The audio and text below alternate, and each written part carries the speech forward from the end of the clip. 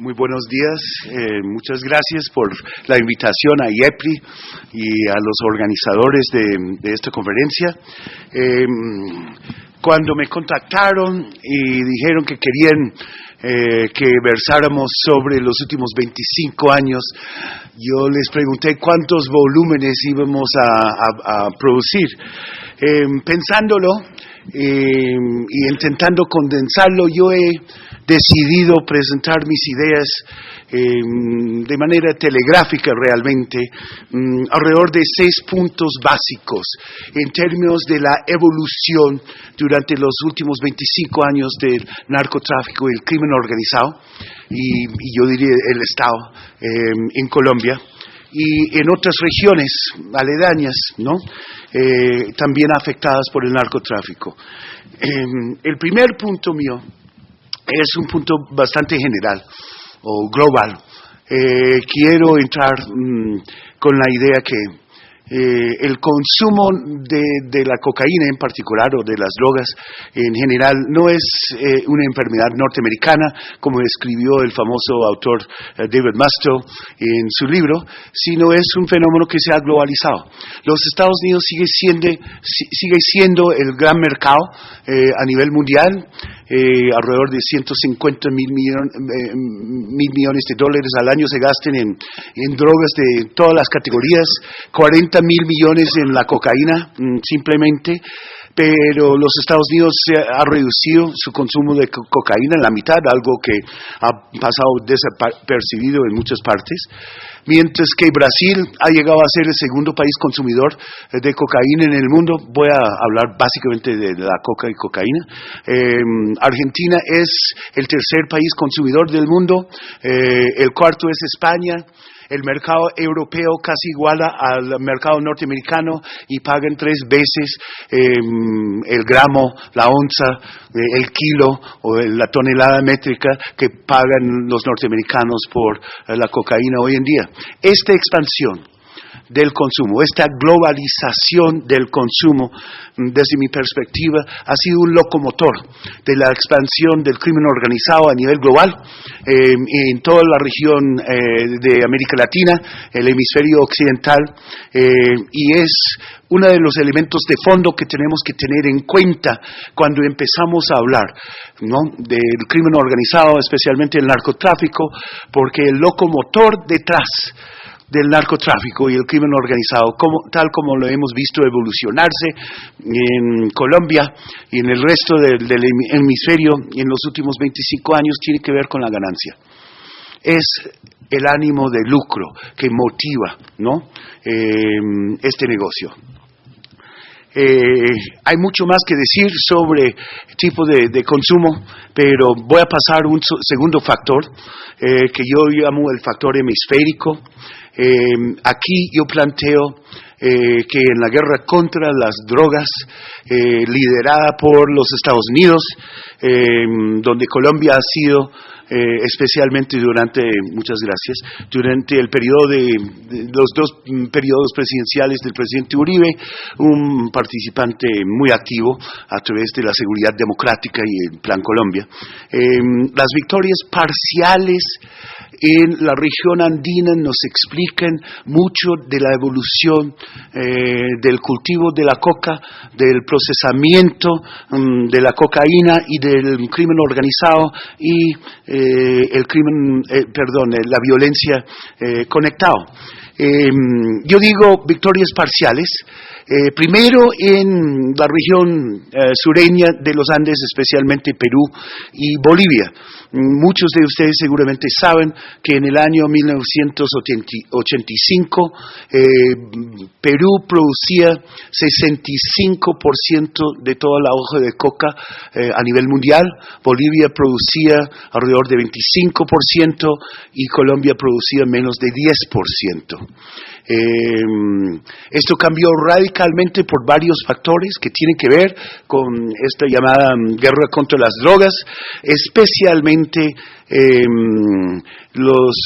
la operación Blast Furnace de 86 en Bolivia, que empezó un proceso de erradicación manual de la hoja de coca, en el Chapare especialmente, y en los años 90, durante Fujimori, la interrupción del puente aéreo que conectaba el Alto Huallaga con Colombia, que permitía que la pasta básica pasara de los Andes, ¿no? Del sur hacia Colombia, y luego de Colombia transitó hacia los Estados Unidos por el Caribe.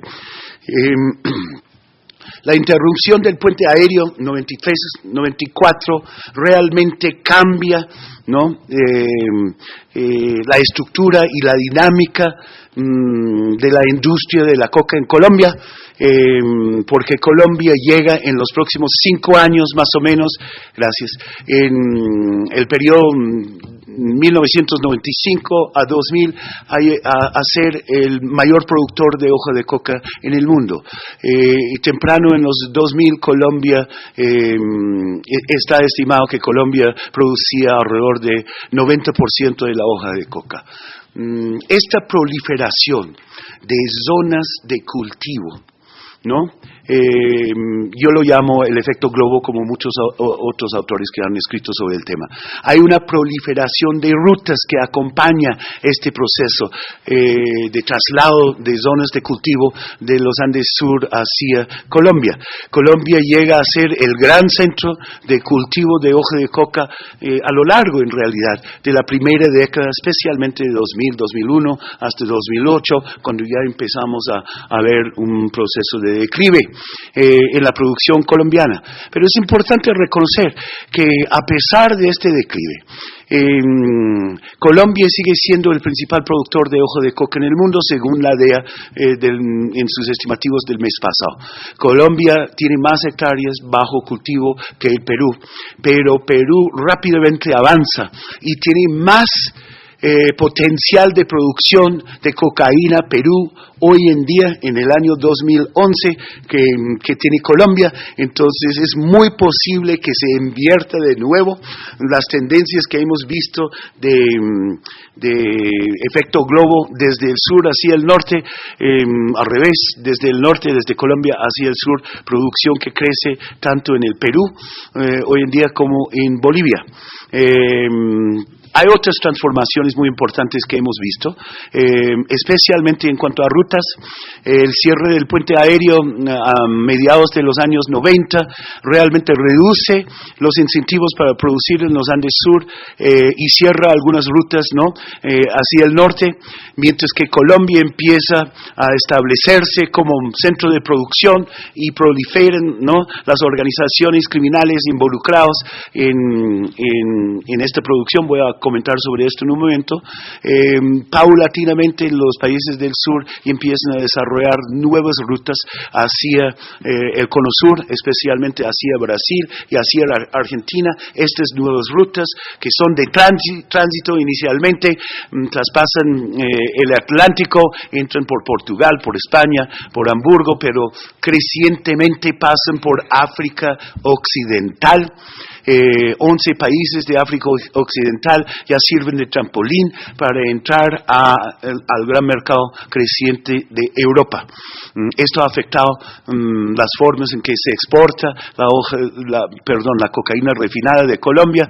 Voy a mencionar esto en un momento también, pero tanto Venezuela como Ecuador progresivamente se contaminan con las actividades del narcotráfico en esta región.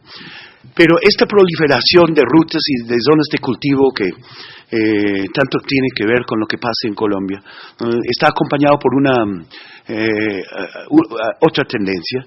Esta otra tendencia yo la llamo la dispersión, ¿no?, del crimen organizado, especialmente durante el periodo de Álvaro Uribe, pero con intentos anteriores que empezaban en los años 80 con Barco, ¿no?, y la guerra total que declara Barco en contra del cartel de Medellín. Vemos una paulatina fragmentación de las organizaciones criminales de gran envergadura basados en Colombia, que están metidos en el narcotráfico. Para recortar este cuento muy largo, yo diría que La entrega de Pablo Escobar fue una pausa en 91, en 92 su escapada de la catedral, ¿no? Renueva, ¿no?, las actividades del cartel de Medellín y sus lugartenientes que no estaban cumpliendo con él. Él sale precisamente para vengarse de ellos, mata a varios, empieza a correr y esconderse porque ya no tiene un pacto con el gobierno, muere el 2 de diciembre de 1993 y ahí se abre una nueva etapa en la evolución de las organizaciones criminales involucradas en el narcotráfico. En una primera instancia, el cartel de Cali empieza a negociar a través de Gustavo de Greff, finalmente entra en un plea bargain, en una negociación que resulte en su encarcelación, 7 años en la cárcel, un pacto que no se cumple con el presidente Uribe y los manda en extradición después de terminar sus 7 años, pero tanto el cartel de Medellín como el cartel de Cali básicamente empiezan a desmantelarse en ese momento. En Colombia resultan muchísimas organizaciones pequeñas, lo que yo llamo los cartelitos, ¿no? La transición de carteles a cartelitos, más de 300 organizaciones criminales involucradas en el narcotráfico surgen en Colombia alrededor del país, no solo en las grandes ciudades, sino en las ciudades intermedias y hasta en varios pueblos del norte del valle, ¿no? El cartel del norte del valle basado en Cartago, Buga y otros lugares, y varios otros. Milenio aparece en Medellín a finales de los años 90, comienzos de los años 2000, y rápidamente se extingue. Varios otros han aparecido en Colombia, lo cual ha vuelto el problema de detectar algunas de estas organizaciones mucho más difícil. Este proceso de dispersión de la criminalidad narcotraficante en Colombia tiene mucho que ver con lo que ha pasado en México en la última década y pico. Cuando las organizaciones colombianas empiezan a disminuirse en términos de tamaño, buscan alianzas estratégicas con otras organizaciones, están en condiciones varias de las organizaciones criminales narcotraficantes mexicanas que vienen desde los años 30 y la prohibición del alcohol en los Estados Unidos han venido gestándose durante décadas, están en perfectas condiciones para asumir, pues, ¿no?, el tránsito de la cocaína colombiana hacia los Estados Unidos a través de territorio centroamericano y a través de territorio mexicano, utilizando como principal ruta el corredor del Pacífico, que es un océano gigantesco. Pueden entrar en el Pacífico 2000 millas, luego, ¿no?, desembarcar o en Centroamérica o en las costas mexicanas o aún en las costas norteamericanas. En ese sentido, da un aliento a las organizaciones criminales mexicanas. La última década que hemos visto de fuego y sangre en México tiene mucho que ver con este traslado, esta dispersión, lo que yo llamo el efecto cucaracha de dispersión de estas organizaciones. Uso el término cucaracha porque es como entrar en una cocina bien sucia, una cocina estudiantil en mi universidad o aquí en la Universidad Nacional. Prende las luces, ¿qué pasa con las cucarachas? Se corren a la habitación, ¿no?, al lado, a la casa del vecino o en este caso a los países vecinos. Entonces, la dispersión o el efecto de la criminalidad o el efecto cucaracha ha contaminado a México. No es que no tenía corrupción México antes, pero en su transición hacia la democracia, México perdió la capacidad de sus organizaciones autoritarias de 71 años de dominio priista y no consolida instituciones democráticas, lo cual lo vuelve muy vulnerable en este proceso de transición de 2000 hasta la fecha. México, con la iniciativa media y con la militarización de la lucha contra las drogas bajo, ¿no?, el apoyo norteamericano, muy parecido en algunos sentidos a lo que pasó en Colombia en los años 80, comienzos de los 90, ya está empujando a las organizaciones criminales que trafiquen, ¿no?, la cocaína colombiana a través del territorio mexicano hacia otros países. el efecto cucaracha en reverso. Hacia Guatemala, que es lo más cercano a un país, un estado narco, que tenemos en todo el hemisferio en este momento, hacia Honduras y otros países centroamericanos. No es el caso de hablar de ellos en este momento, pero este empuje que está dando los Estados Unidos con el gobierno de Felipe Calderón está devolviendo, ¿no?, el tráfico hacia territorio colombiano. Estamos viendo una inversión del proceso de fragmentación de los carteles, del crimen organizado en Colombia, y el crecimiento de nuevas organizaciones cada vez más importantes, de más envergadura, metidos, ¿no?, de lleno en el narcotráfico en Colombia. Esto está afectando no solo Centroamérica, está afectando Colombia, con el crecimiento de los rastrojos, con las águilas negras, con los urabeños, con el surgimiento de un nuevo cartel, el cartel de los soles en Venezuela, que involucra a colombianos, venezolanos y una parte de la Guardia Nacional venezolana. Venezuela ya trafica alrededor del 50% de toda la cocaína refinada que sale de Colombia, no se produce en Venezuela, se produce en Colombia. Entonces, ojo con las acusaciones en contra del presidente Hugo Chávez, porque si Hugo Chávez está metido hasta la coronilla, como han dicho muchos en Estados Unidos, ¿qué se dice sobre Colombia y el presidente Uribe y el presidente Santos? ¿No? En ese contexto no es el presidente que está traficando, pero hay elementos importantes en Venezuela. Igual en el Ecuador.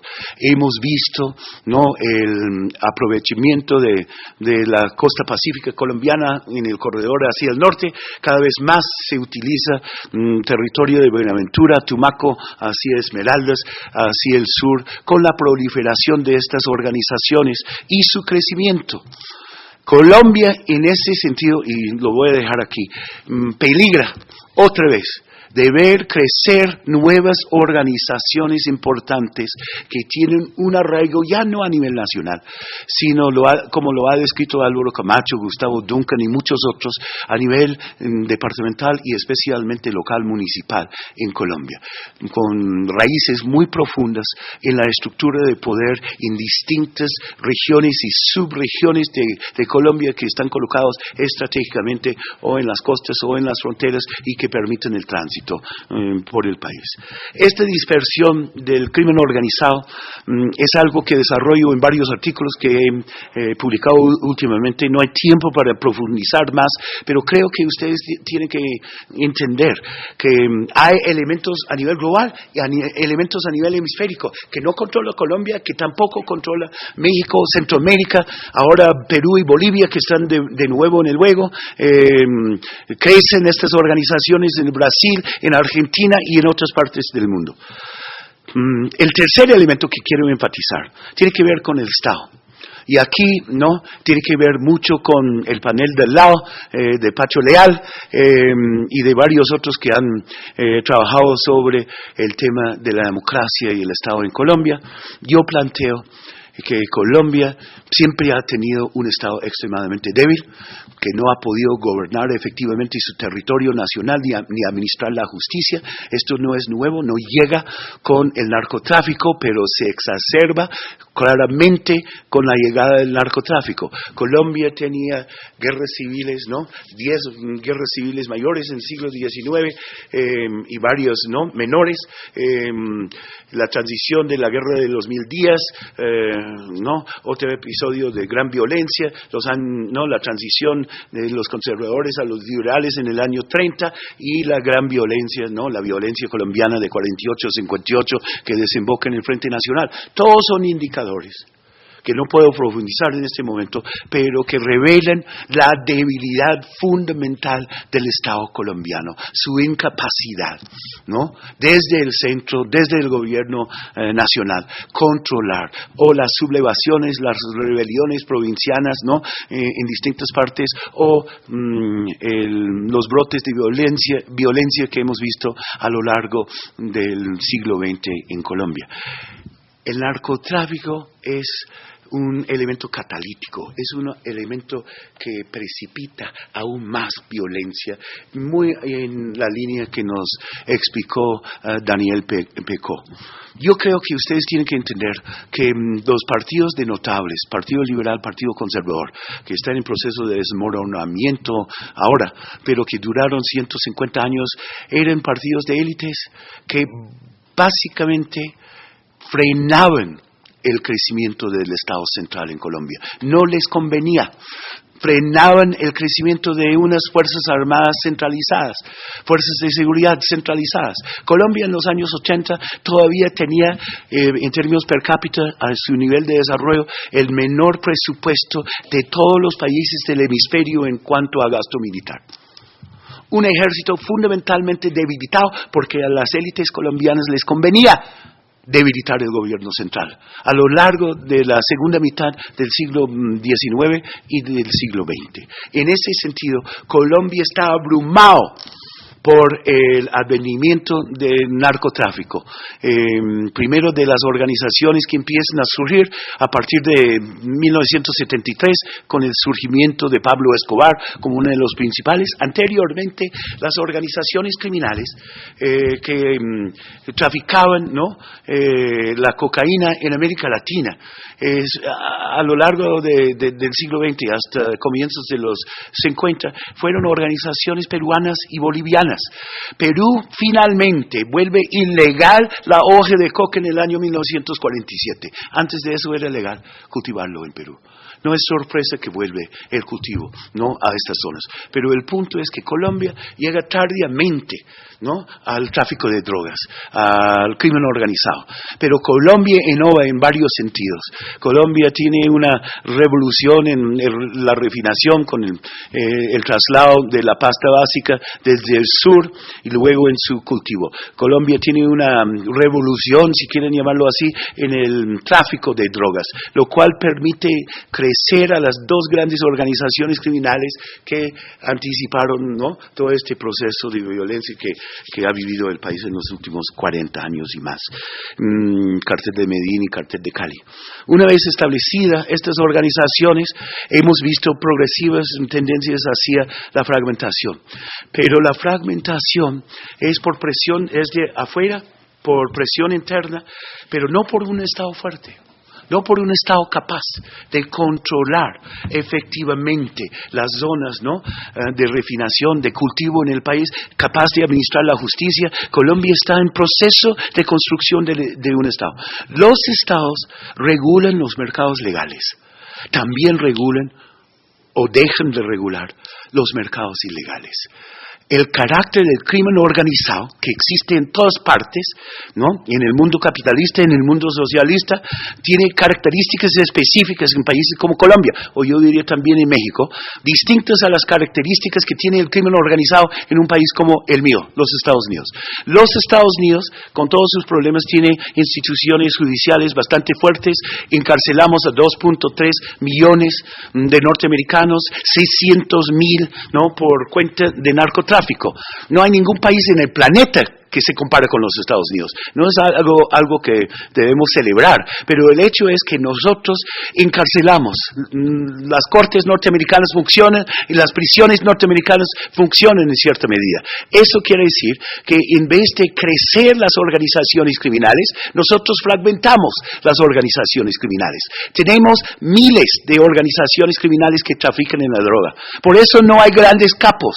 No estamos en la película del Padrino, ¿no? Estamos ya 50 años o más después en otra estructura del crimen organizado que se centra sobre las grandes urbes, luego dentro de las grandes urbes en distintas zonas o barrios o colonias, ¿no?, y luego por las esquinas. Por eso tenemos tanta violencia a nivel de barrio y gueto en los Estados Unidos, drive-bys y lo demás, porque el crimen organizado está moldeado, está afectado por el Estado. En Colombia, la falta de Estado ha permitido el crecer de estas organizaciones criminales que ustedes han visto, ¿no?, en este país, y está permitiendo de nuevo su crecimiento a través de las organizaciones herederas del paramilitarismo, lo que se llaman ahora las bandas criminales o BACRIM.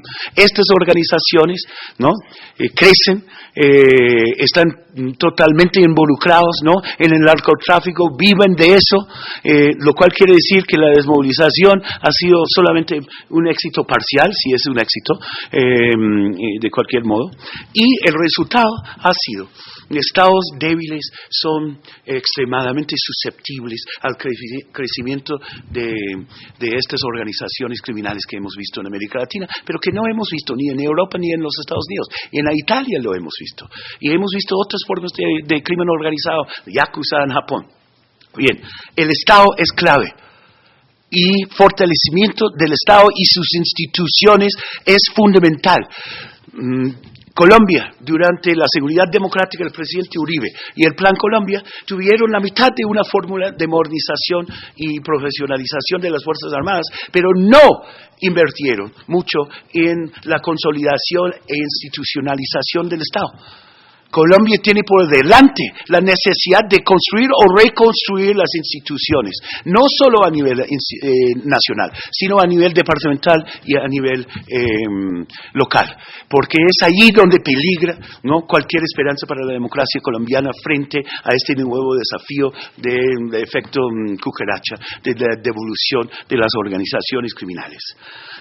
Tengo varios otros comentarios, voy a limitarme a algunos comentarios sobre Estados Unidos y su política. Los Estados Unidos no ha faltado en su corresponsabilidad totalmente. Los Estados Unidos ha reducido parcialmente su demanda, pero no lo suficiente ni lo suficientemente rápido. No hemos reformado nuestro sistema carcelario, lo cual quiere decir que encarcelamos a muchos jóvenes y los devolvemos a las calles. La demanda sigue en los Estados Unidos, seguimos como el gran mercado. Pero no solo hemos faltado en términos de políticas antidrogas internas o de control de drogas, hemos faltado también en cuanto a nuestros controles sobre nuestras fronteras, el lavado de dinero, sobre el envío ilegal, ¿no?, de armas ligeras de los Estados Unidos, un país que permite a cualquier portar armas, ¿no?, a terceros países, como México, como Centroamérica, como Colombia. Nosotros somos, ¿no?, el gran arsenal de la guerra contra las drogas, tanto por el lado, ¿no?, de los gobiernos como por el lado del crimen organizado. Vuelvo a mi punto central. Es la plata, es la ganancia, el locomotor del crimen organizado. Esto ha planteado en varios países ideas de legalización. Los Estados Unidos, ¿no?, especialmente en cuanto a debate a nivel nacional, no están en condiciones de legalizar, aunque sí hay experimentos importantes a nivel estatal, especialmente en California. Yo predigo que muy posiblemente en el año 2012 se legaliza la marihuana en mi estado natal, California. Pero eso no va a afectar el crimen organizado, porque la demanda es para las drogas heroicas, es, ¿no?, la cocaína, la heroína que se produce en Colombia, produce en México, pero mayormente en Afganistán. La militarización de Afganistán durante la última década no ha resuelto el problema allí, no va a resolver el problema aquí.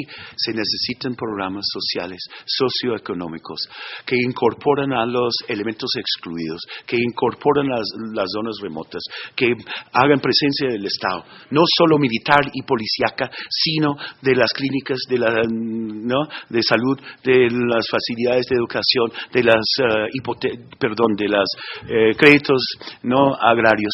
No sustitución de cultivos, sino incorporación paulatina de zonas abandonadas, zonas sin ley, zonas donde reina la impunidad a la vida económica, social y política del país, hasta que hay una otra cara de la moneda en las políticas antidrogas colombianas. Ustedes van a vivir la producción y reproducción del mismo síndrome de crimen organizado en este país, que gira alrededor del narcotráfico, especialmente la cocaína, y que produce tanto violencia.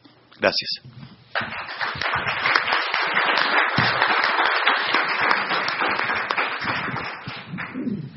Muchas gracias al profesor Bagley. Le damos la palabra al profesor Camacho.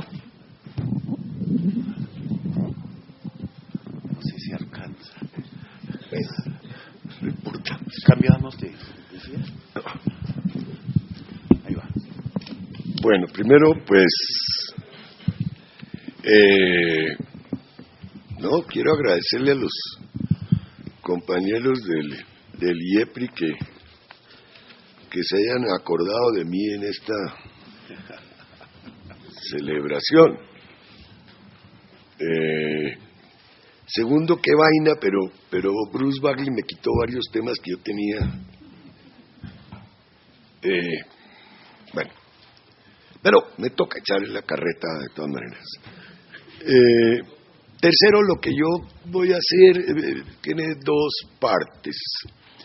Una primera es decirles que en algún momento tuve el honor, el placer, el privilegio de trabajar con Andrés López y escribimos un artículo en donde intentamos hacer un poco una historia del narcotráfico colombiano, empezando por las actividades reconocidas en los años 40, 50, etcétera, cuando los consumos eran muy esporádicos, muy contenidos, muy clandestinos, por allá en los puertos, etcétera, hasta llegar a las etapas del llamado narcotráfico, que arrancan con la marihuana en la Sierra Nevada, se transforman en la coca con los carteles. Yo alguna vez escribí un artículo que decía de la baretocracia a la pericocracia. Es ese el cambio sustancial que se produce, y hay un cambio fundamental que examinamos con Andrés, que es el de la fragmentación de los carteles por la captura o la muerte de sus principales jefes, su fragmentación en los 300 y tantos cartelitos de que habló Blues y que fueron descritos por el general Rosso José Serrano. Pero también hay un desarrollo nuevo, que es el desarrollo de los paras, el desarrollo del paramilitarismo. Es una forma nueva de expresión del narcotráfico. Con esto, ¿qué quiero decir? ¿Qué queríamos decir también? Y es que el narcotráfico es, por así decirlo, independiente de las formas que asume. No se trata de un ente trascendental de tipo hegeliano ahí que se va transformando, ¿no? Sino que la capacidad del crimen organizado, que yo no lo llamo crimen organizado, violencia organizada. Crimen es, para los gringos el crimen es el delito. Para nosotros el crimen es el asesinato. Entonces aquí hay asesinatos, pero también hay otro tipo de delitos. Esa capacidad de transformación hace que el negocio subsista independientemente de la forma, bien sea monopólico, bien sea oligopólico y ahora, como dicen por ahí, democrático. Eso es importante de entender porque hay una nueva forma de expresión, que es la que quiero tratar en la segunda parte de esta presentación, que es lo que podríamos llamar los nuevos órdenes sociales asociados con el narcotráfico en su versión regional. Y en esto sí tengo que leer. La elección popular de alcaldes de 1986 produjo uno de los cambios más significativos de la historia de la política electoral colombiana y de las maneras de ejercer dominio sobre la suerte política de la población.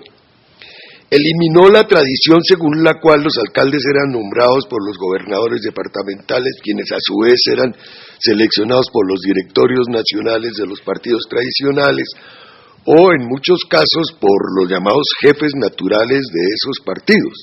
De cualquier manera, esos nombramientos eran hechos a bolígrafo, es decir, siguiendo las voluntades, caprichos e intereses particulares de los grandes partidos que negociaban así la gobernabilidad tradicional. Las líneas jerárquicas despojaban la autonomía local, a lo que se sumaba la tradicional manera de asignar recursos financieros desde las cúpulas del Estado central, una dominación vertical descendente. Las transformaciones del Estado, la Constitución de 1991 Un chisguetico.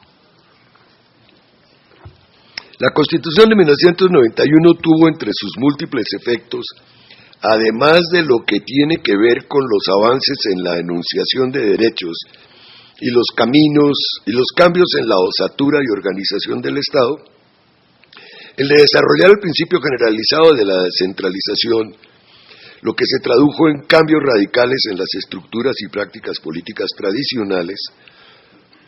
Uno de sus efectos más importantes fue romper ese cordón umbilical que ataba la política local y regional con la nacional y el otorgamiento de considerables márgenes de autonomía política, administrativa y financiera a los mandatarios locales que se había iniciado con la norma acerca de la elección popular de los alcaldes. Pero la Constitución no se produjo en un vacío. Si bien durante sus preparativos y convocatoria varios grupos alzados en armas se desmovilizaron y optaron por participar en la contienda, las FARC y el ELN, los dos más fuertes y belicosos, rechazaron todo el proceso y decidieron continuar en su lucha armada y en su apuntalamiento regional. Algunos de los debates y decisiones dentro de la Asamblea demostraron que se había desarrollado una nueva forma de conflicto que amenazaba no solo las decisiones del cuerpo colegiado, sino la estabilidad política del país. Tal es el caso de la extradición suscitada por el auge del narcotráfico y su pretensión de controlar la política desde el Congreso. La escalada del terrorismo agenciada fundamentalmente por el llamado Cartel de Medellín llegó a un punto de tal magnitud que la Asamblea optó por complacer al narcotraficante Pablo Escobar y prohibió la extradición. Se esperaba que con esta decisión el terrorismo cedería y que Pablo Escobar, quien había llegado a la Cámara de Representantes y quien al perder su investidura desató la más feroz oleada de terrorismo que había experimentado el país, se entregaría finalmente a la justicia. Sin embargo, la recurrencia de esta forma de criminalidad no se dio y, por el contrario, se tradujo en que Colombia fuera considerada por algunos analistas nacionales y extranjeros como un Estado fallido, como una narcodemocracia. A esta calificación le dio soporte el llamado Proceso 8000, mediante el cual los narcotraficantes del Cartel de Cali supuestamente hicieron contribuciones a la campaña presidencial de Ernesto Samper.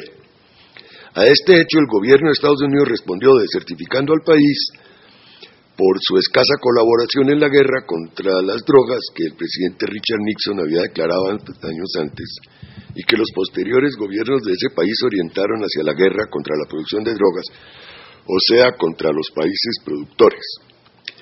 En estas épocas, entonces, lo que tenemos es que el narcotráfico pretende ejercer su dominación manejando los resortes nacionales de la política, o bien la elección del presidente Samper, o bien la financiación y compra de políticos que llegaban al poder en el centro del país.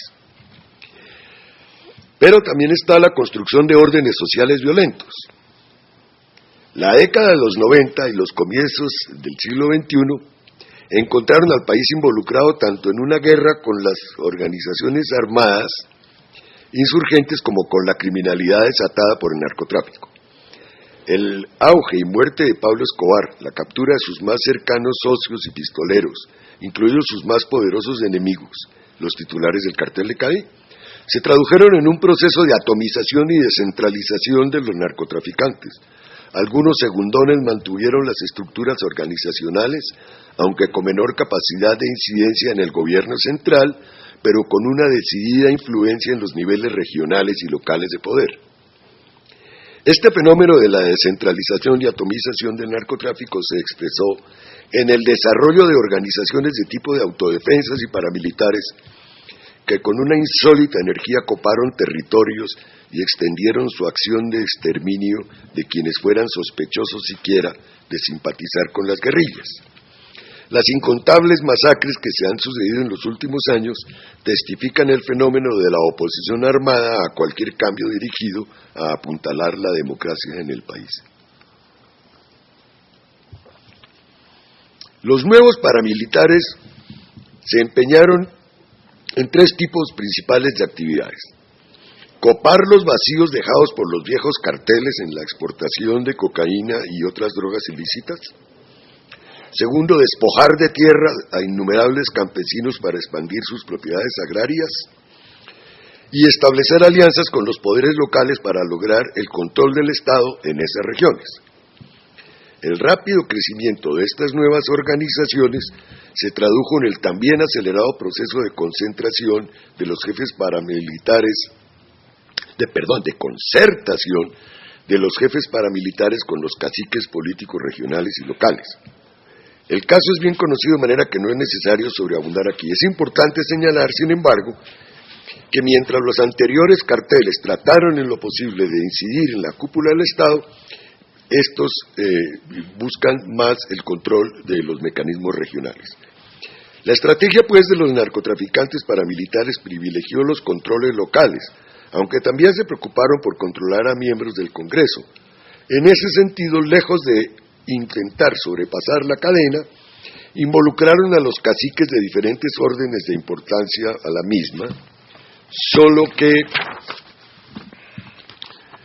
invirtieron la dirección jerárquica y aunque los miembros del Congreso cooptados por los narcoparamilitares siguieron siendo jefes regionales, ahora tenían unos jefes que, armados y respaldados por bandas criminales, imponían su voluntad. Esto es lo que Gustavo Duncan llamó los señores de la guerra. Pero a los paramilitares también les resultaba de vital importancia controlar mandatarios regionales, quienes habían adquirido enorme poder al controlar un conjunto importante de rentas. Igualmente se preocuparon por controlar aparatos locales del poder central, como notarías, oficinas de registro de instrumentos públicos, con el fin de legalizar los despojos de tierras.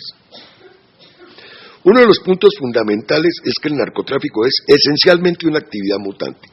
Sus transformaciones han mostrado la enorme capacidad de sus agentes para adaptarse a nuevas situaciones y de las pequeñas organizaciones exportadoras de marihuana en los 70, a los grandes carteles y a las organizaciones paramilitares y actualmente a las llamadas BACRIM, constituye una evidencia incontrastable de este fenómeno. Aunque éstas no han logrado los niveles de poder en el plano nacional y se han dedicado a controlar los niveles locales y regionales, y aunque privilegian las actividades más de corte mafioso, como la extracción de rentas, los despojos de propiedades, la protección de los terratenientes que han adquirido las tierras de los campesinos desplazados, la extorsión y ante todo el tráfico de cocaína, su expansión las ha convertido en verdaderos poderes locales violentos y mafiosos. Es decir, las nuevas organizaciones han expandido el negocio. Ya no solamente exportan cocaína, ahora profundizan más aún el proceso de captación de rentas y recursos departamentales y municipales, además de que lucran de las nuevas actividades económicas regionales. Sus actividades electorales, si bien no necesariamente logran controlar a grandes caciques, continúan ahora más dedicadas a expandir los controles locales y regionales. Desde el punto de vista de la contienda militar con las guerrillas, los gobiernos de la década intentaron varias formas de resolver la situación, y fue así como recurrieron a negociaciones en las que las guerrillas, especialmente las FARC, aprovecharon para expandir sus áreas de control. Exacerbaron igualmente los ataques a guarniciones militares y de policía, incrementaron los secuestros de personal civil uniformado, atacaron pueblos y crecieron en el número de combatientes, proceso que fue impulsado justamente por su creciente participación en el narcotráfico. El Estado colombiano así se enfrentaba a dos conflictos cruentos que lo tenían acorralado, dependiendo cada vez más de los apoyos militares y las presiones políticas y económicas de Estados Unidos, los cuales actuaban a nombre de una supuesta comunidad internacional. Yo no sé quién habrá creído ese cuento de la comunidad internacional. Bueno, que el presidente lo hubiera creído y el embajador gringo, pero nadie más creía eso. No es mucha comunidad. No, qué carajo. De otra parte, el periodo que cubre los primeros años del presente siglo ha sido testigo de la fuerte arremetida del Estado contra las guerrillas. El incremento del pie de fuerza y de la cobertura del territorio por la fuerza pública ha llevado a las guerrillas a un repliegue estratégico por el cual se han dispersado en pequeños grupos que ejercen un fuerte control sobre algunas poblaciones. El que no se puedan desplegar por el territorio nacional se ha traducido en una creciente dificultad para su financiación, razón por la cual crecientemente han recurrido a la búsqueda de los recursos del narcotráfico, bien sea confrontando las BACRIM locales, bien sea negociando con ellas. Las guerrillas han penetrado de una manera muy significativa en el negocio. Al tiempo que el Estado se ha embarcado en las varias contiendas, sus ingresos han experimentado también una fuerte transformación. ¿Ya se va a acabar el tiempo? La legislación petrolera ha incrementado la actividad perforadora y exportadora, lo que ha contribuido a transformar las estructuras sociales y económicas de las regiones involucradas, con su secuela normal de conflictos, protestas y demandas de mayor equidad salarial y de inversiones en bienes públicos. Otro tanto se puede decir del auge de la actividad minera, solo que esta, signada por la proliferación de actividades ilegales y de estructuras del medio ambiente, son además una fuente importante de ingresos para las bandas criminales y las nuevas versiones del narcotráfico. La nueva forma de dominación, la interacción entre guerra y violencia y la nueva forma de administración del Estado en sus dimensiones regionales proporcionan las bases para entender la nueva forma como se dominan los resortes estatales y se dispone de los nuevos recursos públicos y privados. De hecho, el controlar la minería ilegal, la tierra, las regalías, las rentas, el narcotráfico, el chance y otros juegos de azar, las extorsiones y otras formas de acceder a fortunas, ha contribuido a la conformación de órdenes y sociales políticos regionales y locales montados sobre la ilegalidad, la trampa y la violencia, y que retan de manera directa a la democracia que supuestamente impulsa el Estado central, aunque en no pocos casos este ha sido un agente y cómplice. Los ingresos que producen estas formas corruptas de mandar en lo local son inmensos y las posibilidades de controlarlos son tentaciones demasiado fuertes. De allí que a la conquista de posiciones de poder se conviertan en elementos de la economía política regional. Ahora se movilizan para conquistar poder económico nuevos personajes que no forman parte de la cadena que une a lo local con lo regional. Ahora se trata de jefes independientes que mediante el dudoso recurso de firmas se lanzan en busca del botín de los nuevos recursos económicos. No responden ante jefes nacionales, sino ante los intereses de las diferentes organizaciones ilegales o criminales o legales que buscan consolidar sus propios intereses. Este nuevo fenómeno modifica de manera sustancial la manera de hacer política. Ahora se trata de hacer riqueza privada y de dominar territorios y sus habitantes. Y este nuevo arreglo puede encontrar apoyos locales en la medida en que con esas riquezas se puede hacer alguna redistribución que permite a algunos sectores de la población, los más pobres, acceder a algunas formas de consumo. Esto explica por qué es tan fácil circunvalar los partidos o inventarse unas siglas engañosas y buscar adhesiones mediante firmas. Esto no quiere decir desde luego que todas las candidaturas que se obtienen a través de firmas tengan una dudosa procedencia. Por el contrario, este mecanismo ha facilitado que fuerzas independientes que no encuentran soporte en los diferentes partidos tengan la oportunidad de participar en el proceso electoral. Pero así como puede ser un mecanismo de apertura democrática, este proceso también ha servido para el desarrollo de esas fuerzas caudillistas asociadas con la ilegalidad, la violencia y justamente con una mayor amenaza a nuestra ya frágil democracia. Ya.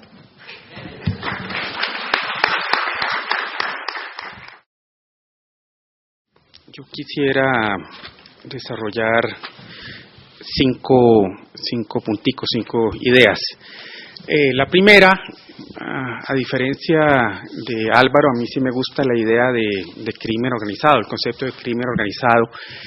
E incluso prefiero usarlo por encima del concepto de narcotráfico, porque a mí me parece que el narcotráfico es un concepto limitado a un periodo histórico determinado y solo da cuenta del comercio de un producto o de productos de tipo similar. En cambio, si pensamos en el crimen organizado, podemos entender mejor las continuidades, y por continuidades me refiero a lo que ha pasado antes y a lo que puede pasar después. Por ejemplo, el narcotráfico, pues que en Colombia aparece, no sé, sobre eso hay diferentes ideas. Hay redes internas de narcotráfico en Colombia ya en los años 20, pero muy locales, muy pequeñas. Ya los colombianos se vinculan a unas redes de narcotráfico internacionales que tienen origen en Perú y terminan en Cuba y en Estados Unidos ya en los años 40, 50. En los años 60 incluso yo he obtenido testimonios de que algunas de las figuras que van a ser muy importantes y representativas del narcotráfico colombiano en décadas posteriores, ya a finales de los años 60, ya están operando. Todas estas cosas pues son anteriores al conocimiento que tuvo la opinión pública ya a finales de los años 70 del narcotráfico. Cuando la opinión pública se entera, pues los tipos ya son ricos, poderosos, las organizaciones son bastante grandes. Obviamente todos esos fenómenos pues tenían orígenes anteriores. Eso en cuanto al narcotráfico, pero el narcotráfico surge en un contexto de otro tipo de actividades criminales realizadas por organizaciones que tienen que ver con contrabandos tradicionales, con explotación de esmeraldas, lo de las esmeraldas es muy interesante en Colombia porque las esmeraldas tienen la particularidad de que son un producto legal, pero que generalmente ha sido explotado de manera ilegal, a diferencia de las drogas, pues que son un producto ilegal explotado de manera ilegal. Y otro fenómeno sobre el cual voy a mencionar posteriormente, el tema de la política. Yo creo que la política ha estado asociada con el crimen organizado de diversas formas y desde décadas anteriores, y que tiene su expresión en otro concepto que últimamente no mencionamos tanto, que es el tema del clientelismo. El clientelismo yo creo que tiene mucho que ver con toda esta experiencia del narcotráfico en Colombia. Eso en cuanto a las continuidades anteriores, pero también cuando pensamos en fenómenos posteriores, yo creo que es mejor cuando las entendemos en términos del crimen organizado. Todos estos fenómenos nuevos o relativamente recientes en los cuales tiene presencia el crimen organizado, minería ilegal, robo y venta de gasolina, algunas explotaciones de productos agroindustriales, palma africana, la política también nuevamente aparece. Pues yo creo que una de las frases que no ha sido subrayada tanto, pero que da mucha cuenta de lo que ha pasado en Colombia, de lo que está pasando en Colombia, es esa frase del ex senador Juan Carlos Martínez, en la cual él dice que la política es mejor negocio que el narcotráfico. Sí, a mí me parece que esa frase expresa un fenómeno, una realidad muy interesante y a la cual habría que ponerle muchísimo más atención. Entonces, el punto que quiero subrayar es que cuando pensamos en términos de crimen organizado, estamos teniendo en cuenta una realidad más amplia, más compleja, y que además permite asociar al narcotráfico con otros fenómenos que yo creo que son necesarios para entender el narcotráfico en su particularidad. El segundo punto que quiero señalar es que, sin embargo, pues obviamente el narcotráfico, en particular el tráfico de cocaína, sí transformó radicalmente el crimen organizado en Colombia. Eso se dio claramente a partir de los años 70. El narcotráfico le permitió al crimen organizado dar un salto cualitativo. Es que era el dinero que empezaron a recibir las redes dedicadas al narcotráfico era muchísimo, era demasiado para un país como este relativamente reciente, cuyas exportaciones eran pues muy reducidas en los años 70, en los años 80. Se nos olvida pues que en estos momentos Colombia está llegando a exportaciones superiores a los $50.000 millones en estos momentos, pero hace 20, 30 años en Colombia exportábamos $2-3 mil millones. Sí, era un país mucho más cerrado, mucho menos abierto a la economía internacional. Esas organizaciones que se constituyen en los años 70, 80, pues obviamente son tan poderosas que consiguieron poner en jaque al Estado, Y el narcotráfico pues ha aportado los recursos que ha permitido financiar los ejércitos ilegales que en años posteriores también han puesto en muchas dificultades, han acorralado a ese Estado. Me refiero a las de izquierda y de derecha. Pero, de nuevo, el narcotráfico es el fenómeno, el hecho que les permite dar un salto cualitativo a estas organizaciones criminales. Eso es similar a lo que ocurrió en otros países, por ejemplo, en el caso de Estados Unidos, al cual hacía referencia Bruce Bagley ahorita. Las organizaciones criminales de los Estados Unidos no surgieron en la década del 20, obviamente, ya existían probablemente existían organizaciones criminales poderosas, aunque a nivel local una de las cuestiones que hay que tener en cuenta para entender la realidad del crimen organizado en Estados Unidos es la importancia de lo local. Esas organizaciones generalmente estaban en determinadas ciudades, pero la prohibición del alcohol que tuvo pues lugar en Estados Unidos entre el año 1919 y 1933, obviamente sí les permitió dar un salto cualitativo a esas organizaciones criminales, les permitió vincularse entre las organizaciones criminales de diferentes países, de diferentes ciudades, le dio una primacía dentro de las organizaciones criminales a ciertos grupos de origen étnico, judíos, irlandeses y particularmente italianos. Entonces las organizaciones sí, no existían antes, no se acabaron después de 1933 cuando fue legalizado nuevamente el alcohol, pero el alcohol les dio unos recursos, las hizo más poderosas y les permitió, pues, como dije antes, dar un salto cualitativo y tener una presencia a nivel nacional. En el caso italiano también ocurrió una cosa similar. La mafia siciliana, pues la mafia siciliana no es la única organización criminal poderosa en Italia, pues por lo menos existen dos otras estructuras criminales importantes que son la 'Ndrangheta en Calabria y la Camorra en Nápoles, pero por muchas razones la mafia siciliana es la más conocida de todas. La mafia siciliana también da ese salto cualitativo en la década de 1950, cuando la mafia siciliana se mete en el tráfico de heroína. La mafia siciliana existió por lo menos un siglo antes, ¿sí? La mafia siciliana surge en los Estados Unidos, en Italia, en Sicilia, pues sobre eso hay una polémica, pero creo que los historiadores recientes coinciden más o menos en opinar que la mafia siciliana aparece en la primera mitad del siglo XIX, cuando se da el desmonte del feudalismo en el sur de Italia, y particularmente en la década de 1860, cuando tiene lugar la reunificación de Italia. Entonces, es un fenómeno que tiene un siglo y medio ya para la década de 1950, pero era un fenómeno local, pues que de ninguna manera estaba internacionalizado. En cambio, la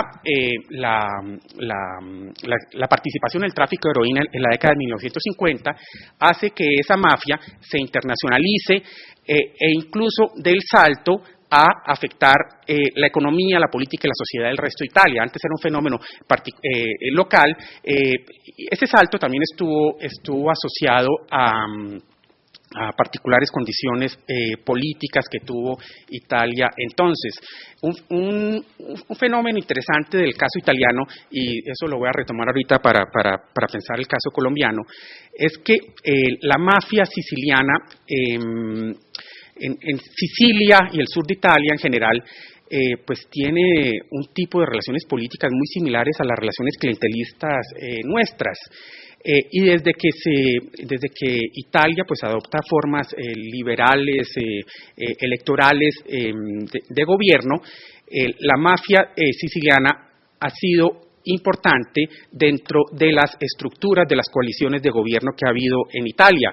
Eso ha sido así por lo menos desde la década de 1870. La única interrupción, el único lazo en el que esto no se dio fue durante el fascismo. Entre 1922 y 1945, pues en Italia no hubo elecciones y es interesante pues que Mussolini atacó duro a la mafia. En cambio,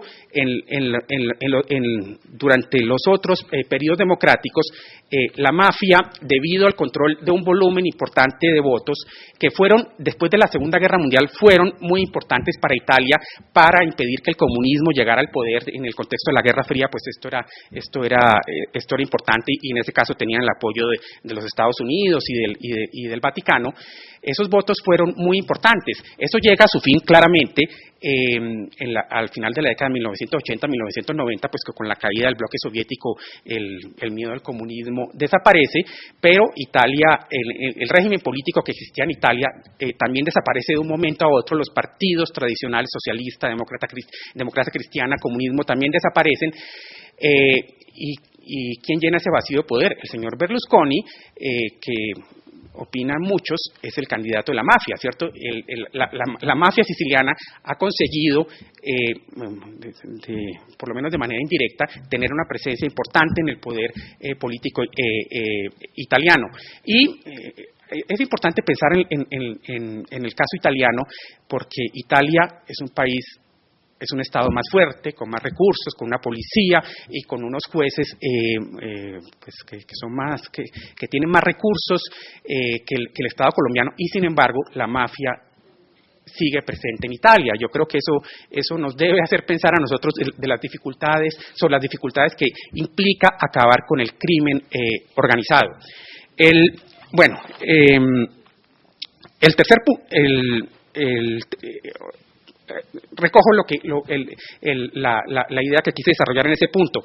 El narcotráfico, así como la heroína en Italia en la década de 1950, así como la prohibición del alcohol en la década de 1920, el narcotráfico colombiano en los años 1970-1980 le permitió al crimen organizado colombiano dar un salto cualitativo.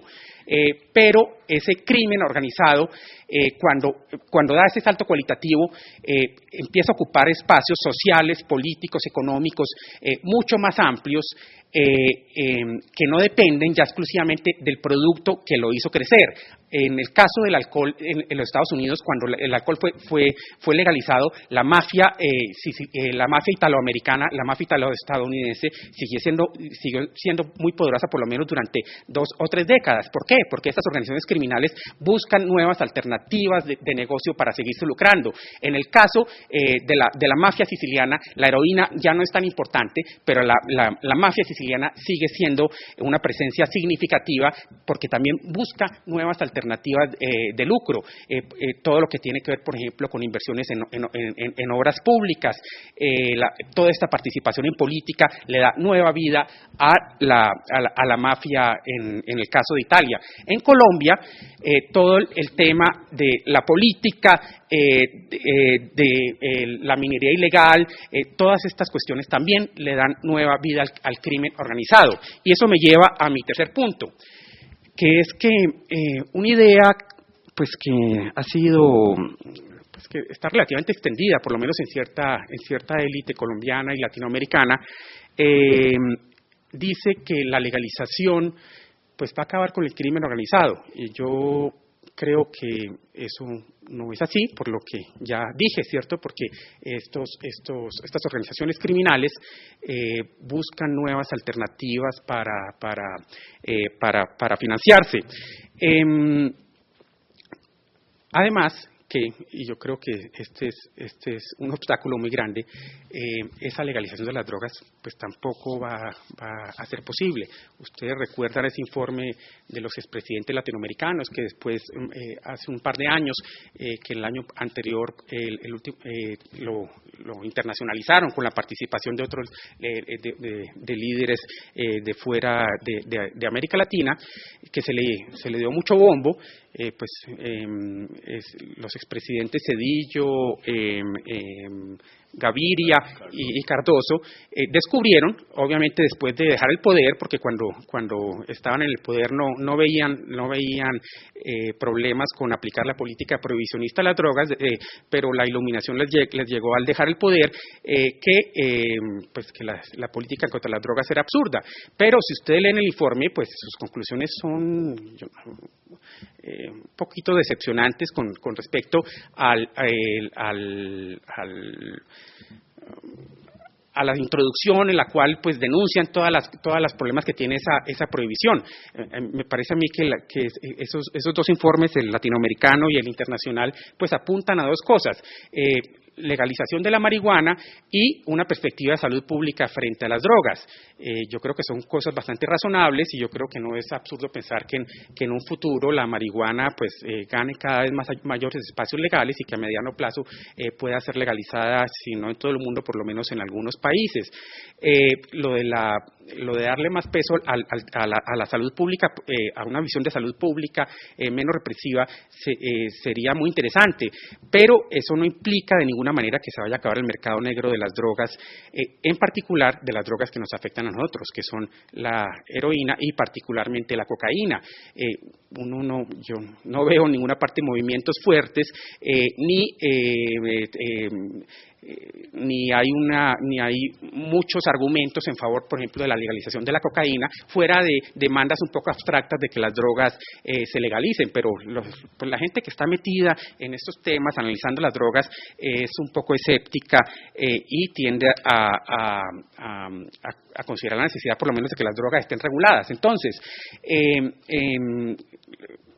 quiero en este punto subrayar dos cosas. Por una parte, no creo que esa legalización pues tenga mucho futuro, pero incluso, como ya dije antes, incluso si las drogas fueran legalizadas, eso no va a implicar de ninguna manera la desaparición del crimen organizado en Colombia. El cuarto punto que quiero hacer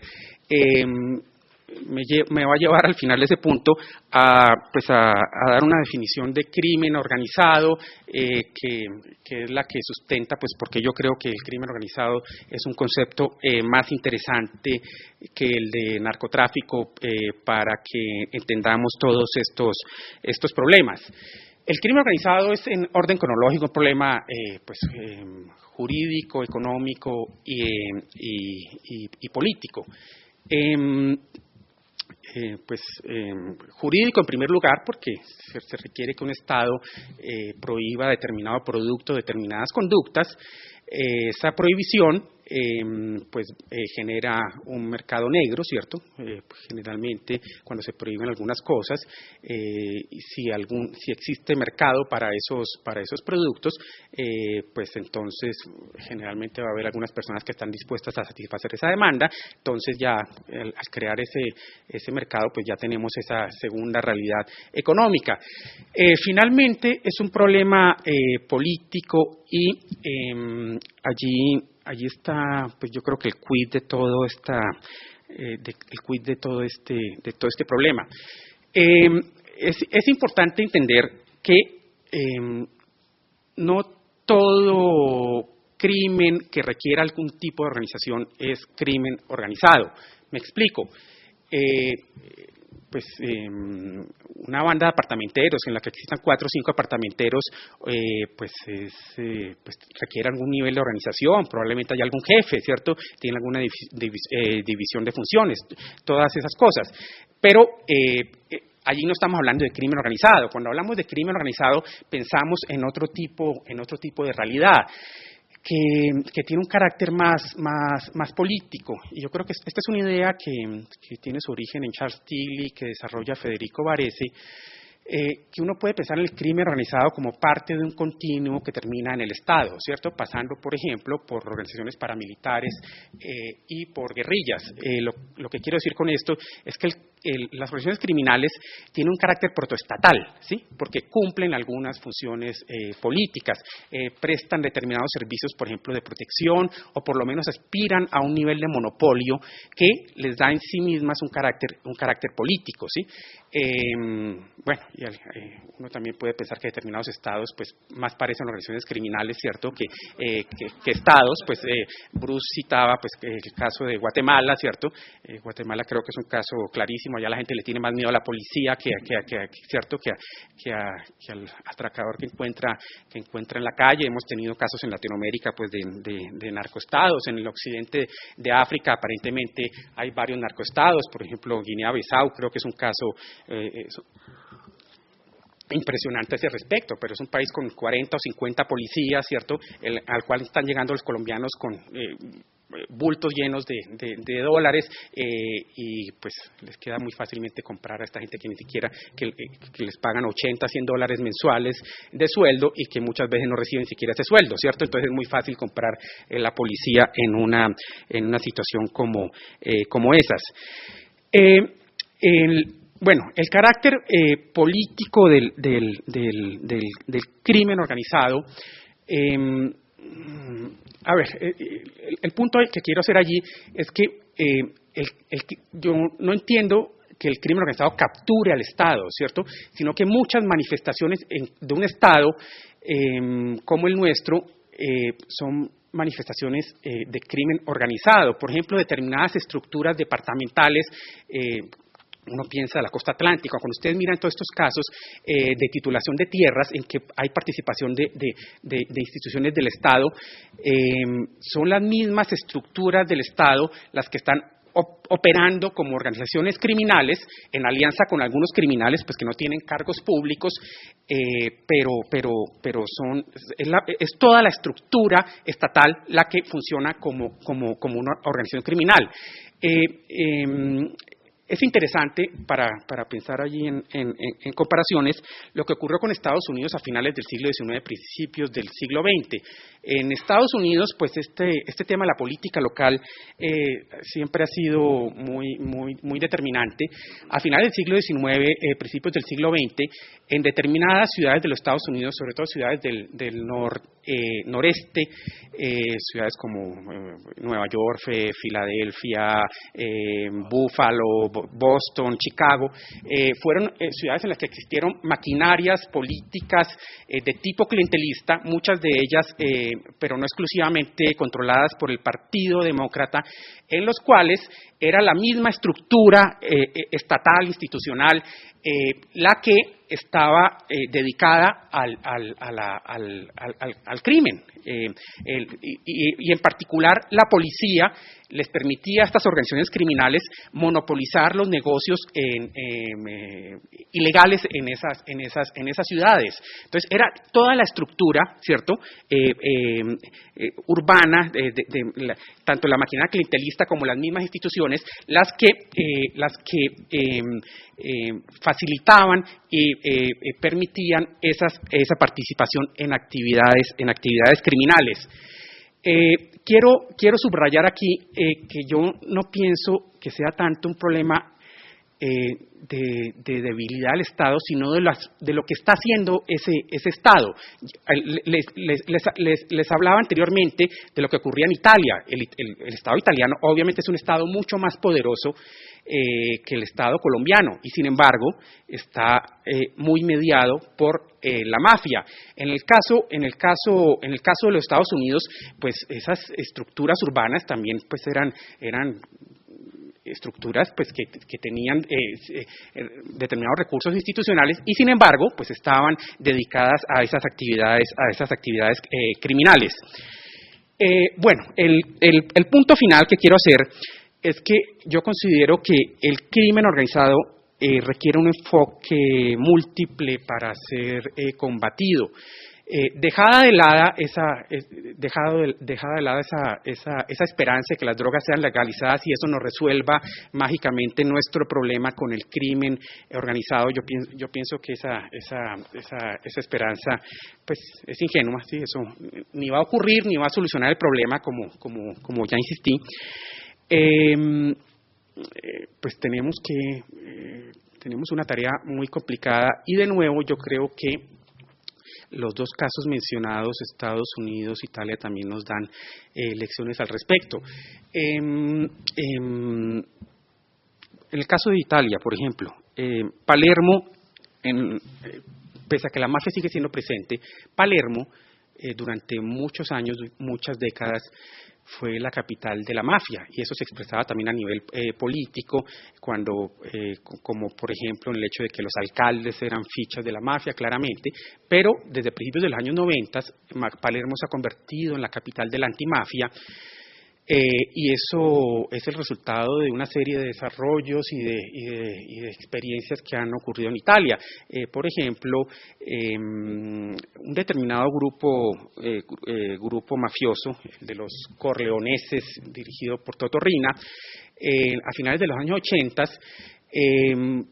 confrontó de una manera muy violenta al Estado, pues yo creo que de una manera similar y paralela a lo que estaba ocurriendo en esos momentos en Colombia con el cartel de Medellín, matando a una serie de funcionarios. Eso incluso en el caso siciliano se remontaba a principios de la década de 1980, y en particular el asesinato de dos jueces, los jueces Falcone y Borsellino, pues supuso un revulsivo fuerte para determinados sectores en Italia y en Sicilia, un revulsivo que incluso llegó a hacerle pensar a muchas personas que el Estado nuevo que iban a construir en Italia iba a ser un Estado antimafioso, pero ustedes ven, la gente votó fue por Berlusconi, el tipo que representa más claramente ese compromiso o si no compromiso, el dejar hacer, ¿cierto?, a la mafia. Pero yo creo que las cosas son un poco más complicadas. Existen incluso informes relacionados con el hecho de que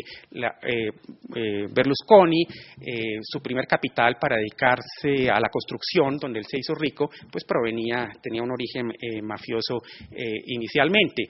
Pero el asesinato, en todo caso, de estos jueces produjo una reacción en Sicilia. Hubo una movilización de la sociedad civil que dio lugar a un movimiento político que hizo elegir a un alcalde, Luca Orlando, ¿cierto?, cuya actitud fue claramente antimafiosa. Existe un libro de un par de estudiosos del caso italiano, los Schneiders, que sugieren que han sido tres los elementos importantes en ese vuelco antimafia, por lo menos en el caso de Palermo, sino en el caso de toda Italia, que son, primero, la movilización de la sociedad, segundo, unos esfuerzos muy grandes de pedagogía a nivel de los niños, que tienen que ver, por ejemplo, que en los jardines, en los colegios, se les dan cursos de legalidad muy, muy fuertes, pues lo que creo que es un poco similar a la cultura ciudadana que ha defendido a alguien como Antanas Mockus, que de hecho pues uno de sus ídolos es Luca Orlando, este exalcalde de Palermo. Y en tercer lugar, la recuperación de espacios urbanos, las inversiones en parques, en bibliotecas, esas cosas han sido importantes. En el caso de Estados Unidos, uno ve que ha sido, yo les hablaba antes de todas estas estructuras políticas urbanas, de estas maquinarias, pues que eran prácticamente estructuras similares a una organización criminal.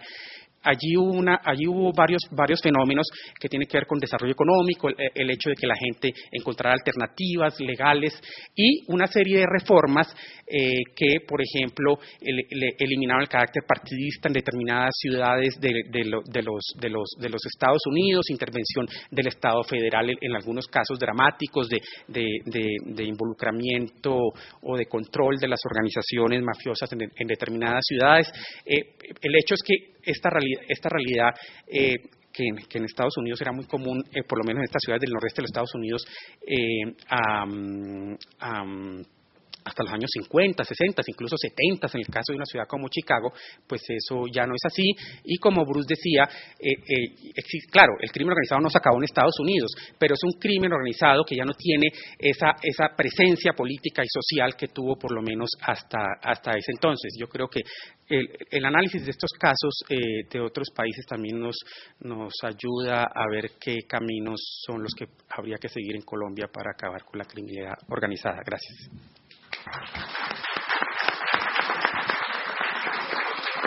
Bueno, tenemos tiempo para 3 preguntas del público.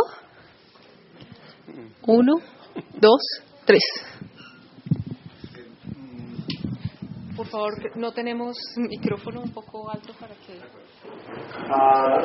Hay dos dimensiones que, a partir del análisis del consumo pues si ustedes tienen alguna observación que hacer, me gustaría.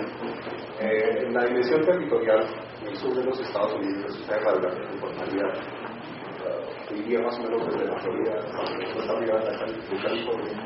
¿Cómo está, digamos, recibiendo la presión de la estrategia y de la guerra contra las drogas en la frontera con México? ¿Cómo puede afectar eso a las comunidades vulnerables que viven al sur de los Estados Unidos, a los marginados, en un contexto global de crisis económica? Y eso extrapolado pues, a todos los países afectados por el fenómeno. ¿Cómo viene a afectar esto a las comunidades que en este momento están desempleadas a lo largo de los países afectados por el fenómeno? Pero muy importante esa parte de Estados Unidos, porque pues Estados Unidos en este momento pues, está, digamos, en una crisis profunda de su sistema económico, financiero. Por el otro lado,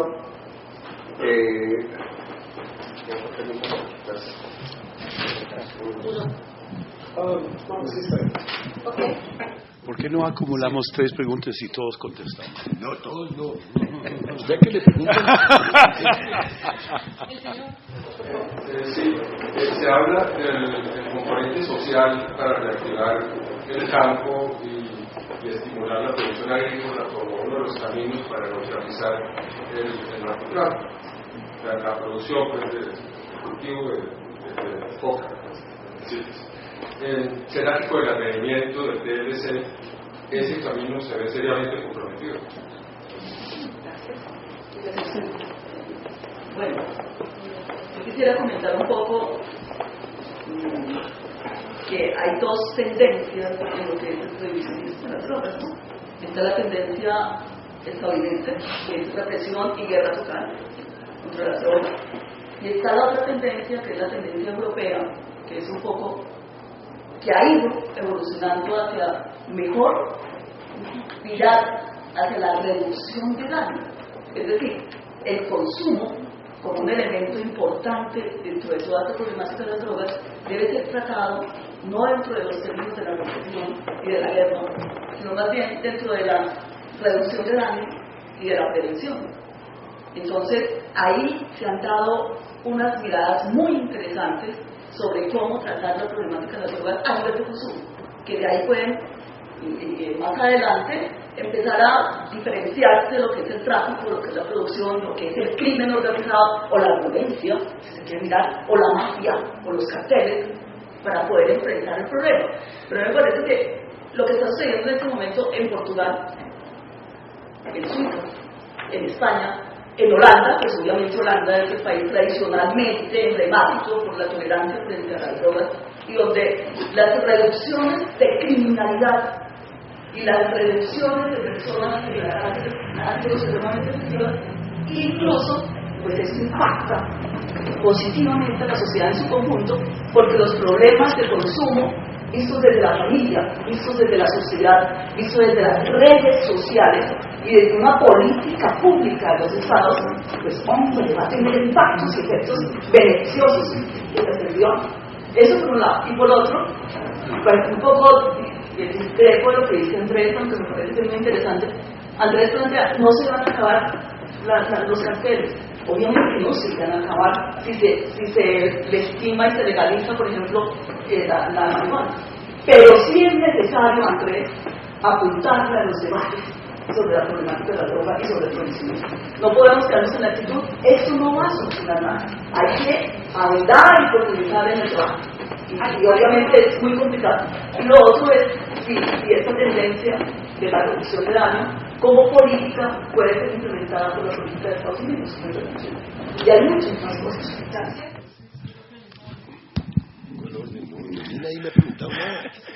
Bien, en términos del problema de la frontera en México-Estados Unidos, los Estados Unidos tienen una corresponsabilidad, no ha asumido esa corresponsabilidad, llega tarde a la iniciativa de Mérida.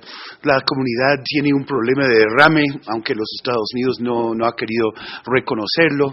Ya organizaciones como el Golfo, con la extradición de Osiel Cárdenas, empiezan a desmoronarse y ya reconocemos que afiliados al cartel del Golfo operando en los Estados Unidos. Operaban en más de 200 ciudades. Entonces no es simplemente la frontera. Agarraron en la última operativo policíaco en los Estados Unidos 2.500 afiliados al cartel del Golfo en 200 ciudades norteamericanas. No es simplemente la frontera, pero sí hay derrame, hay gran preocupación. Eso ha llevado a dos tendencias, o más, pero dos tendencias básicas. La primera es cerrar la frontera, construir más cerca, ¿no? Y adoptar leyes como la de Arizona, que es de expulsar a los mexicanos, ¿no? Y frenar la comunidad, ¿no? Que podría contaminar a los Estados Unidos. La segunda es la colaboración a nivel local, a nivel estatal y a nivel nacional. Y esta es la tendencia que prevalece en círculos, pongamos, oficiales, gubernamentales. Una mayor coordinación con México a través de la iniciativa Mérida, pero solo con ciertos elementos muy seleccionados, ¿no? Muy vetados, porque los Estados Unidos sospechan de la corrupción masiva que existe en México. En ese sentido, queda en limbo las comunidades por la frontera. Por ejemplo, Juárez El Paso, ¿no? Es un ejemplo. Nuevo Laredo, Piedras Negras, todas estas comunidades por la frontera realmente están viviendo lo peor de ambos mundos en este momento, porque no hay suficiente colaboración, no hay esfuerzos por lado y lado, ¿no? De controlar esto. En ese sentido, hay un creciente rechazo por el lado norteamericano de los elementos mexicanos involucrados en esto. En términos del componente social TLC, hay mucho más que decir sobre esto, pero es un gran problema, y es un problema no solo en cuanto al narcotráfico y el crimen organizado por lado y lado de la frontera, sino crea problemas en la relación bilateral, problemas políticos en ambos países, ¿no? En cuanto al componente social TLC, yo estoy totalmente de acuerdo. Hace unos años en un número especial de Colombia Internacional publicamos una serie de artículos donde planteamos que el TLC realmente no es lo que Colombia necesitaba. Colombia tenía APDEA, ¿no? Y antes APLA, que no era recíproca. Colombia ya tiene que reducir sus aranceles. Los Estados Unidos subsidia su agricultura, $30,000 millones al año, $300,000 millones cada 10 años. Eso quiere decir que la avalancha de exportaciones norteamericanas en productos agropecuarios especialmente va a llegar a impactar sobre el campo colombiano, que es la zona, el escenario, pues, ¿no? De los conflictos y los problemas de seguridad que hemos visto, del cultivo de la coca, del actuar de la guerrilla, el actuar de los paramilitares. En ese sentido, el desplazamiento forzoso por fumigación aérea, por guerra, por conflictos paramilitares y narcos, por acción del gobierno, van a aumentarse por la expulsión económica frente a la competencia, yo diría desleal, de un pacto TLC mal conceptualizado, prematuramente firmado por el presidente Uribe, que no da paso a una transición paulatina en el campo colombiano, especialmente dado las faltas de infraestructura y de competitividad. Entonces ustedes lo que van a ver es un desplazamiento, ¿no? De 30% de la mano de obra, ¿no? de la economía colombiana, no de la productividad, pero o la producción, pero la mano de obra. Un gran porciento de campesinos, ¿no?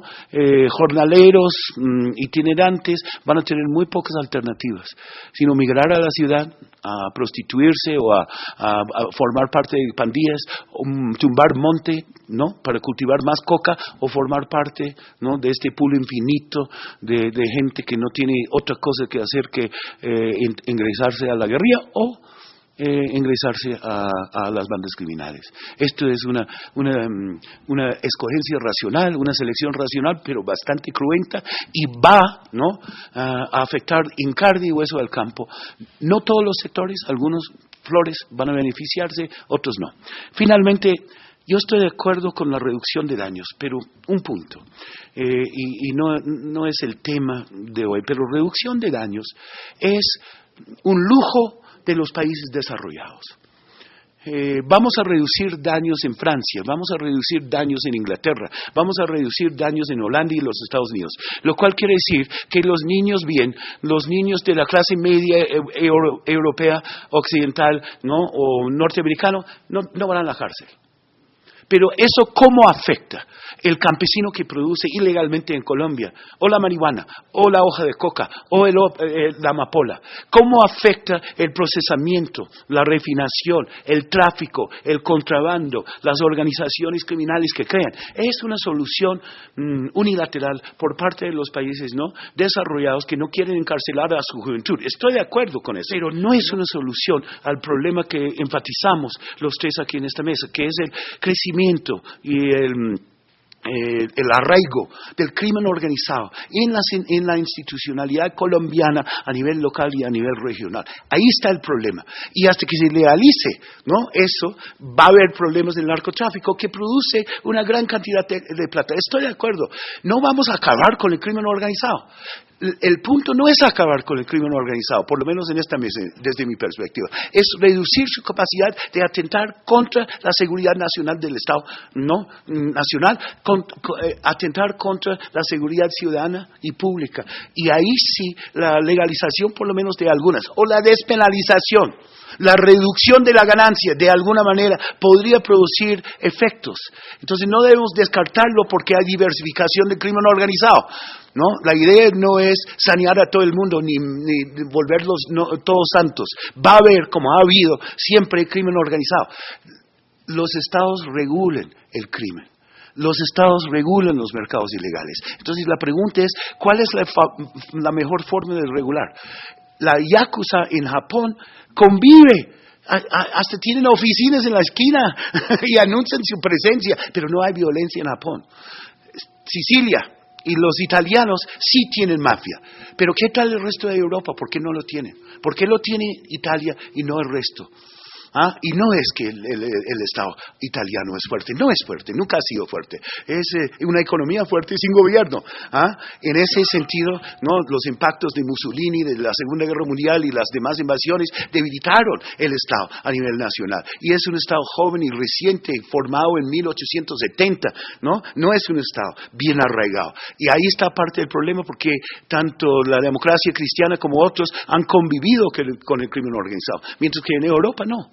En otras partes de Europa el crimen está más controlado, menos violento, etc. En ese sentido, reducción de daños, muy buena política, pero hay que reconocer sus límites.